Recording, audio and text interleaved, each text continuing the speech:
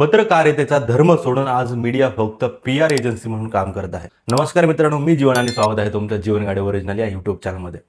सध्या टीव्ही चॅनल्सवर एकच गोंगाट सुरू आहे। महिला आरक्षण सत्ताधाऱ्यांनी त्यांचे मार्केटिंग करत आहेत तर विरोधक त्यांच्यावर टीका करत आहेत। पण या आरक्षणाच्या नावाखाली नक्की काय शिजतंय हे कोणालाच माहिती नाही। ना कुठल्या न्यूज चॅनलवरती हा विषय येतो। पण लोकशाहीचा चौथा स्तंभ म्हणणारा आजचा मीडिया आज फेक न्यूज आणि इव्हेंट्स मॅनेजमेंटमध्ये इतका व्यस्त झालाय की त्यांना मूळ कायद्यातील अटी आणि शर्ती वाचायला वेळच नाही। मुद्दा असा आहे की महिला आरक्षण विधेयक सप्टेंबर 2023 मध्येच मंजूर झालाय। मग आता पुन्हा हा विषय चर्चेत का? कारण या कायद्यात एक अशी कंडिशन आहे, हे आरक्षण तेव्हाच लागू होईल जेव्हा देशात नवीन जनगणना होईल आणि त्यानंतर डिलिमिटेशन म्हणजेच मतदारसंघाची पुनर्रचना होईल। विरोधकांचा आरक्षणाला विरोध नाहीये, तर त्याचा विरोध या डिलिमिटेशन प्रक्रियेला आहे। देखिए, हमने कहा था कि हम महिला आरक्षण के लिए बिल्कुल समर्थक है, हम आज भी वोट करने के लिए तैयार हैं, लेकिन डीलिमिटेशन से आप इससे कोई लेना देना नहीं। आप इन दोनों को डीकपल कीजिए, मतलब अलग अलग कीजिए।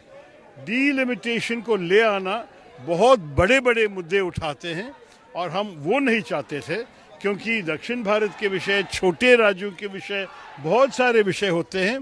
तो इसलिए हमने कहा कि आप महिला आरक्षण तुरंत लेके आइए, हम समर्थन दे देंगे, लेकिन डीलिमिटेशन, ये वोट जो हमने किया खिलाफ, ये महिला आरक्षण के खिलाफ नहीं है, ये सिर्फ डीलिमिटेशन के खिलाफ है।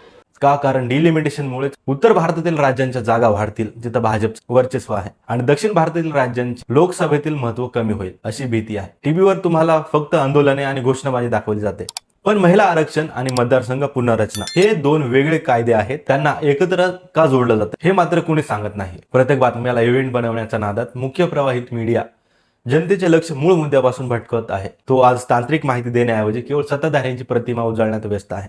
2023 मध्येच कायदा लागू झाला असताना का लांबवला जातोय यावर प्रश्न विचारण्याऐवजी चॅनल्स फक्त महिला शक्तीच्या नावाखाली टाळ्या वाजवत आहेत। मित्रांनो, लोकशाही टिकवायची असेल तर फक्त बातम्या बघून चालणार नाही, तर त्यामागचा अजेंडा ओळखता आला पाहिजे। माहिती खरी आहे की फक्त हेडलाईन्स बनवण्यासाठी फिरवली जाते हे समजून घेणं काळाची गरज आहे।